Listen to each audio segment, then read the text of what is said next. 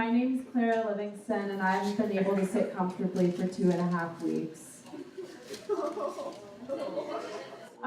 So I fell so hard on the ice recently that I felt it in my head, and I just saw my voice crack. I felt it in my head, and I haven't been able to sit like normally. I have to use a special pillow. It has like a hole in the middle. People, like old people with hemorrhoids, use them.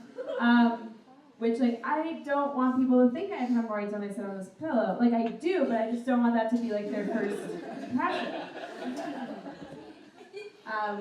Anyways, yeah, so this is just kind of another event in a long line of unfortunate events for me. I got hexed recently when I was visiting my friend in New York City. So basically what happens when you get hexed is a woman walks up to me, I'm standing at a stoplight, and she says, "Bad luck is coming to you." Now, I don't usually respond to that. I've been told not to negotiate with hexers. And so I didn't say anything. And she took that response. She says, "You mad about that?"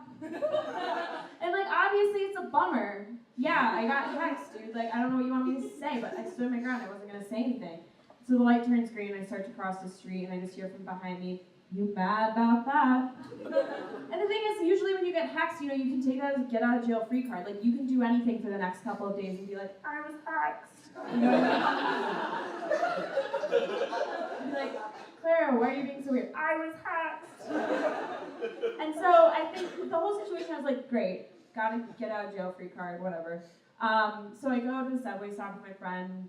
2 subway stops are closed. We have to go to another one. 30 minutes later, we're in another one, waiting for the train to come. And I turn around, and there she is, my hexer. And I don't know what the protocol is for, like, what to do when the person who hexed you shows up in the subway. But I think the chapter on that would be really useful at that moment, because I don't think anything really positive ever happens in a subway. Like, your mood within a subway station is kind of like mid to low, you know? And so I thought I was gonna die. Like, I thought it was like, bad luck, here it is, 30 minutes later, here we are. Turns out I just busted my ass and can't sit normally or do anything, so it's really unfortunate. Wow, I feel like a lot of you guys must have busted asses too. You're like, damn, soon. So in 3rd through 8th grade, I played softball, and a big part of softball for us was cheers, and there's a lot of cheers that go along with it. And I remember one particular one that went like this, okay? "Welcome to the cemetery, bum, bum, bum, bum. Woo! This is where you will be buried, bum, bum, bum, bum. Woo!" And there's always like one mom on whatever team you are, and there was like, "I don't like that, and I don't think you should say it. I think it's pretty problematic." Like, yeah, suggesting like murder. But anyway, it's like, but Janet, think about this. Like, you're at an 11-year-old softball game in suburban Chicago on a 90-degree day. Like, we're all in this grave together.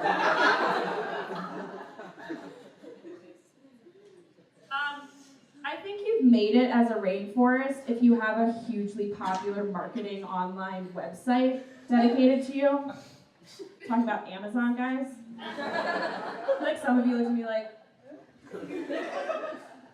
what's a rainforest? I hate the term global perspective.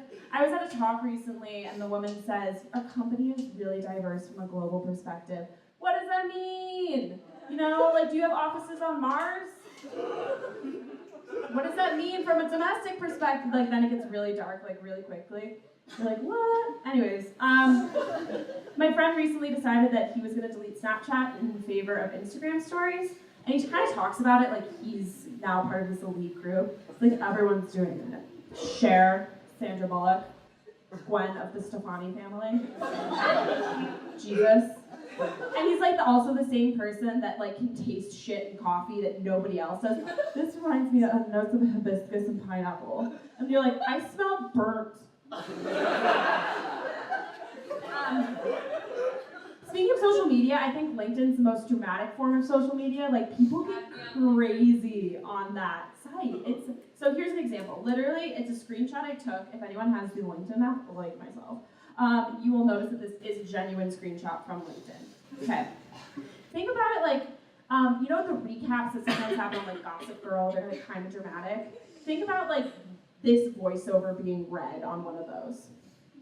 They tell you to go to school, earn a degree, get a job. What they don't tell you is after you've worked your butt off for that degree, nothing happens. They tell you to connect with people on LinkedIn. It's all about who you know.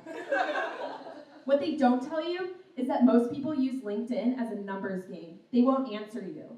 So what are you supposed to do when you've done everything right? This is like one of many posts that I see all the time, but it's like, you know, this person's like, I'm perfect, and I don't understand why companies aren't hiring me.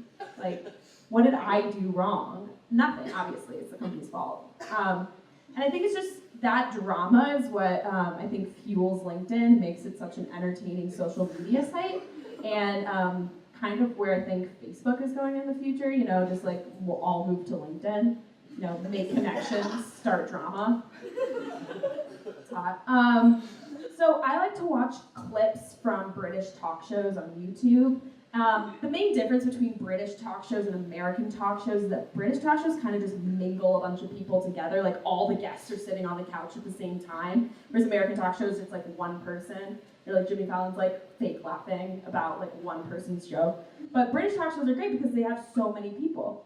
And so I love it because it's like you will have, you know, Bill Nye the Science Guy, Kanye, the Cookie Monster, you know, just like a really diverse, fun group of fun-loving people.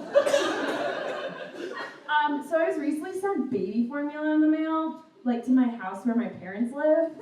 And usually when you get sent baby formula in the mail, your mom will text you and ask you about it. Bye. So I got this text from my mom that says, baby formula arrived for you. And then the emoji that's just like, it's like that emoji where like your parents probably know that you didn't do anything wrong. Like my mom's like, you're not getting anything, so it's like, whatever. But they kind of want to make you feel uncomfortable, you know, still. And I was like, wasn't me, I don't know what you're talking about.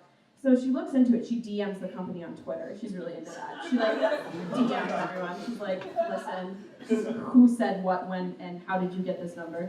And they email her back and she's like, oh, we got this email from like Beautiful Creations or whatever. So like there's a black market for addresses and stuff. Like companies will buy addresses and emails and crap to send you. This website is a wedding planning website. So baby formula and wedding planning doesn't look good for me, guys. I'm gonna make it clear, I'm not getting married and I'm not having a baby. So that was really shocking. So she texts me back and this is what she says. Anything I should know? Prob's good idea to marry before kids. And breastfeeding is better than formula at the beginning.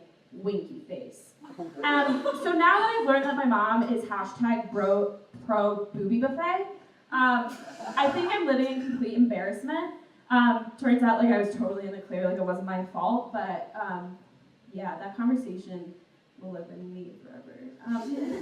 So I have this issue with my computer right now where there's like film coming off of the screen and it's making like weird patches appear on the screen that's like, they don't look good, they're not aesthetically pleasing. Total hardware issue. So I was like, instead of doing comms the other day, I'm like, I'm gonna message Apple support and figure this out. And so I do. I get on Apple support and I match with a guy named Greg. Gary. Sorry. Gary. This is our conversation. Gary, thanks for contacting the CPU. My name is Gary. How can I help you? Now, I don't know what CPU is because I was under the impression that I was talking to Apple support. Like, for all I know, CPU is Can't Piss United, a group of people who haven't peed in a while. So I explained this issue to Gary. I'm like, my computer's broken, well, and he says, oh no, I'm so sorry you're having problems with your MacBook Pro, Clara. I will do everything in my power to get this resolved. So far, Gary seemed like a superhero trapped in a 9-to-5 job, saving people one phone call and chat at a time. Gary, I do have some questions first, followed by some troubleshooting. Is that okay? Now, as I previously explained, this issue is very much a hardware issue and not a software one. So I said, Gary, Troubleshooting will not be necessary because this is a hardware issue. Gary responds, this time sounding a little bit more like a surfer bro, like I don't know what happened between Gary, right, for sure. Yeah, so you have like, I don't know, blotch-like marks on the display? Yes. Are you able to send me a picture of what you're seeing? And this is like where things get crazy. Like if they weren't before, they get crazy. Gary and I are hitting it off, so. And I said, Gary, as explained before, I can't send you a photo. This is a hardware issue. I can't take a screenshot. It's impossible. This is a hardware issue, Gary. And he says, Clara, I see that you also have an iPhone. Why don't you just use that? True, Gary. So the rest of the conversation is like a little bit boring. You know, we talk about when I'm gonna go in to get my screen fixed, like free. Thanks, Gary. And we discussed like our wedding plans, where we're gonna plan the wedding, what website we're gonna use, and where we're gonna order our baby formula for our future child. So got that all set up. Yeah, thank you. I'm Clara.